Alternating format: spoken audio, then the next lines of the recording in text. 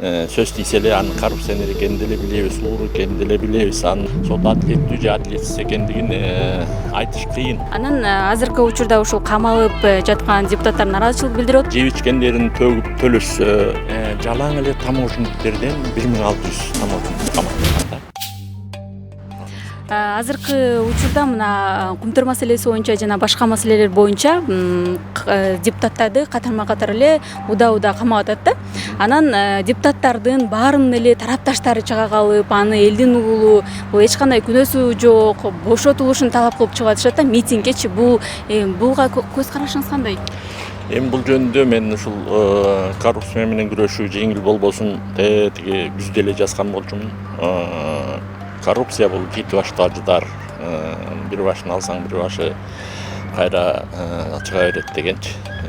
Ушул эми анан жакында дагы ушул маселе жөнүндө биз Ли Куян Ю жөнүндө Сингапурдун жөнүндө көп сөз кылабыз деген мааниде дагы макала жаздым.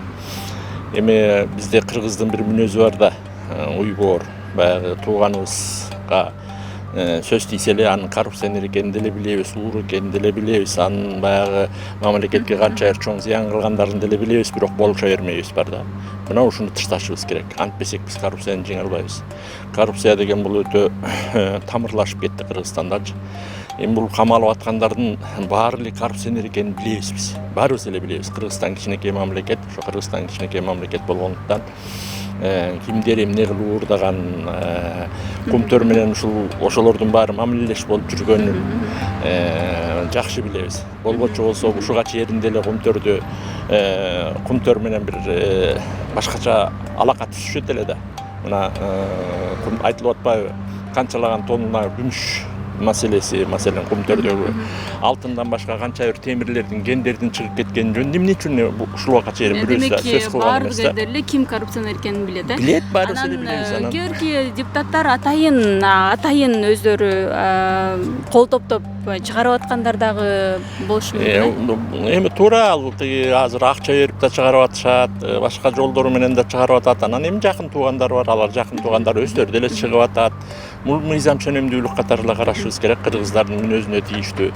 Анан эми мисалы мына ошол эле Сингапурду алалы, биринчи Ли Куян келген маалда канчалаган адамдарды түрмөгө каматтырган болчу. Эми ал болуптур, алыс, Сингапур алыс экен, аны көп жакшы билбей калсак, мына бул Грузияда Саакашвили келгенде жалаң эле таможенниктерден 1600 таможенникти каматтырган да. Таможенник менен гаилердин бириктиргенде 4000ге жакын кишини камалган да. Ошентип Грузияны коррупциядан тазалаган Саакашвиличи. А биз мына азыр бир 10 тонна биринчи мындай жолу деп ойлойсузбу? Анан эми коррупционерди андан башка эмне кылат? Анан кантип тазалайбыз? Башка жол жок да. Анан биз азыркы күндө өзүбүз мына эл суранып атат, коррупциядан тазаланалы деп атабыз. Уурлардын баарын жок кылалы деп атабыз. Мамлекетибиз бир оң жолго түшсүн деп атабыз. Экономикасы оңолсун деп атабыз. Но бирок ошол маалда жомоктогудай көрөбүз да. Мындай уурлар деле арабызда жүрө берсе, бирок мамлекетибиз күндөөнүп кетсе дейбиз да. Анан кайра отуруп алып, эмне үчүн баланча камалбайт, баланча эмнеге жооп бербейт дейбиз. Көрдүңбү? Рахмат. Анан ушуну менен катар эле сиз айтып калдыңыз да, ушу чечүү жолу депчи. Бирок ошондой болсо дагы баягы депутаттар, айрым саясатчылар соттун адилетсиздик деп баалап атышат. Мисалы үчүн буга мисал мына кечээ эле Бабанов СИЗОдо отуруп эле кайрылуу жасады да. Кол тамга менен жазган кайрылуусун көрсөңүздөр керек соц тармакта. Ошол боюнча эми сот адилеттүүлүгү же сот адилетсиздиги жөнүндө бул мындай дейм, ушуну камалган адамдардын күнөөлөгөн маселени дагы мындай бир так ачыктап турса жакшы болот эле да. Могу күнөөлөр менен камалып атат депчи. Коррупция дегенде эми анын ичинен чечимелеп берсе жакшы болот эле да. Ошондон улам ар кандай жоромолдор чыгып кетип атат. Сот буга чейинки биз сотко ишенбей калганбыз. Соттун баягы сот адилеттүү же адилетсиз экендигин айтыш кыйын, бирок чындыгында элечи.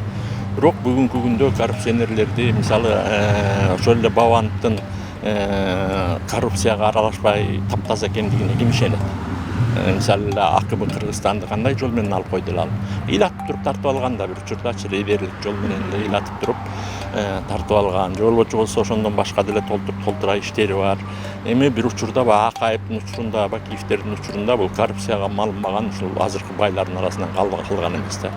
Ошондуктан алардын кайсы иштери менен кандай болуп камалып, кандай менен сурактар берип аткандыгын ушул укук коргоо органдары дагы ушул ачыктап турса жакшы болот эле коомчулуккачы.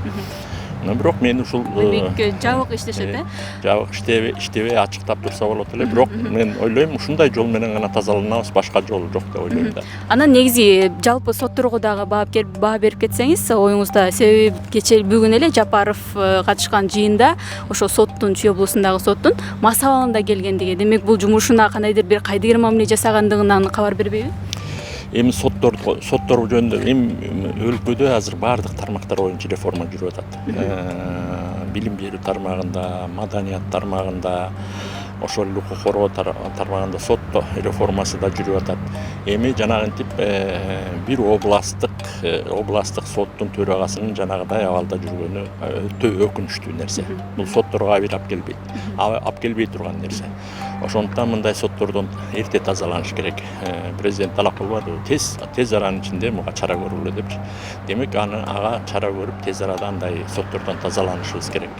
Биз эми реформа жүрүп аткан маалда, мамлекетте реформа жүрүп аткан маалда көптөгөн ушундай ыңгайсыз, мындайча айтканда жосунсуз жоруктар ачыкка чыгат. Мына эми соттордун баарын эле сонун деп жибере албайбыз, бирок арасында ошого окшогон адамдар да бар. Алардан да биз тезирээк кутулушубуз керек да. Демек сөзсүз чоң бир натыйжалуу реформа керек, Реформа бардык тарабында жүрүп атат азырчы. Азыр эми реформанын реформанын өзү өтө оор болот да. Коомчулук үчүн дагы, канча бир адамдар үчүн да оор болот. Анткени реформа деген өзү бул жаңылануу. Биз азыр жаңыланууну жүргүзүп атабыз. Мындайча айтканда мыйзамдуулукту орнотконго аракет кылып атабыз. Мыйзам менен иштегенге көнүшүбүз керек болот. Буга чейин биз мыйзамды буйлаган төө кылып, ким каалагандай жетелеп жүрчү, андай болбойт эми. Ошондуктан ушуга көнүштүн өзү да кыйын болот да. Ошондуктан баягы алгачкы жылдары баарыбызга эле оор болот. Реформанын өзүн ушул жөнүндө мен реформа деген макала жазгам. Ошондо айткам, реформа бул өтө ачуу жана катаал болот депчи. Ошондуктан азыр эми соттордун жанагындай болгон соттор эми соттор ойлоп алгандар бар да, сотто мага эч ким эчтеке кыла албайт, мен каалагандай жүрөм деп. Өзүм чечим чыгарам, каалагандай. Өзүм чыгарам деген. Ошондойлордун баарынан тазаланабыз эми. Кудай буйрса баары жакшы болот. Анан азыркы учурда ушул камалып жаткан депутаттар нааразычылык билдирип атпайбы?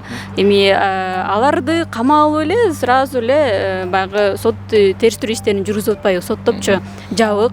Анан Тикебаевдин айтымында ошо пикир калтырыптыр, аны үй камагына чыгарып, анан сот иштерин жүргүзүш керек депчи. Анан буга кандай карайсыз? Эми мындай да үй камагына белгилүү өтө белгилүү адамдар камалып атышат да. Анан булар жөн камалган жок. Булардын аркасында өтө чоң иштер болуп атат. Анан бизде баягы буга чейинки билебиз да, үй камагына чыккандардын көпчүлүгү качып кетип калышкан. Мына мисалы ошондой качып кетип жүрбөйбү? Сапар Исаковго окшогондор, баягы Алибек Ибраимовго окшогондор мына качып кетип калып кармалбай атпайбы? А эртең ошолорду үй камагына чыгарып коюп, анан алар качып кетсе, анда дагы бийликти күнөөлөшөт да. Мына атайлап үй камагына чыгарып койду дагы анан качырып ичти депчи. Ошондуктан менин оюмча баягы бул өтө чоң кылмыш менен кармалып аткандарды үй камагына чыгарбай аткандын бир себеби ошондон болсо керек. Эгерде жеңилирээк иш болсо, эртедир кечтир мындай бир иликтөөдөн кийин балким жеңил кутулуп кете турган жагдайлары бар адамдар болсо, анда балким үй камагына чыгарышмак. А менин оюмча булардын кылмышы оор. Ошондуктан булар чыккандан кийин сөзсүз түрдө качып кетүү коркунучу бар да. Ошондуктан менин оюмча ушул себеп менен гана үй камагына чыгарбай атышат болчу керек. Анан акыркы суроо, бул депутаттар эми камады, мына кармады дейли, бирок мына кээ бирки саясатчылар, депутаттар бир топ олчогон акча берип эле 1 жыл аралыгында чыгып кеткендер болуп атат. Буга да мисалдар бар. Анан дагы ушул бүгүнкү кумтөр маселеси боюнча кармалган депутаттар кайра 1 жылдан кийин акча берип чыгып кетиши. Эми эгерде мындай бир жеп ичкендерин төгүп төлөшсө, баягы миллиардтаган долларларды, миллиондогон долларларды төлөшсө, анан соттун чечими менен балким өз күнөөлөрү мойнуна алса, эми мен аны сот эмесмин, ошондуктан айта албайм ал жагын. Бирок ушул төгүп, каражат төгүп берүү жагы дагы менимче туура эле болот эле да. Анткени мисалы бюджетибизге дагы, ичкен жегенде дагы, элге дагы ушул мындай коррупциялык ишке чалынган адамдар акыры жүрүп баары бир кайра мамлекетке кайтара тургандыгын белги болуп калмак да. Ошондуктан бизде келечекте дагы баягы ойлонуп калышмак. Мен азыр ичип жебейин, андан көрө баары бир тең кайра кусушка туура келет дегенчи. Бирок ал жооп тартпайт койбу, ал СИЗОдо отурбай калбайбы? Бул анан мен кайра эле чыгам деп кайра жей берсечи. Булар азыр СИЗОдо отургандардын баары кылмышкер болуп эсептеле элек. Кылмышкер болуп эсептеле элек. Сотко чейин баягы бара элек. Азыр тергөө иштери эле жүрүп атат да. Ошондуктан ошо тергөө иштерин аякташы менен алардын кандай кылмышы бар экени аныкталат да. Азырынча эми тергөөнүн иши жүрүп атпайбы, ошондуктан бирөөсүн деле биз кылмышкер деп айта албайбыз. Баягы коррупцияга шектелип кармалып жатат деп айта атпайбызбы. Ошондуктан анан эми анын келечекте сотто булардын кылмышы тергөөнүн жыйынтыгы менен кандай болот, аны келечек көрсөтөт да. Рахмат.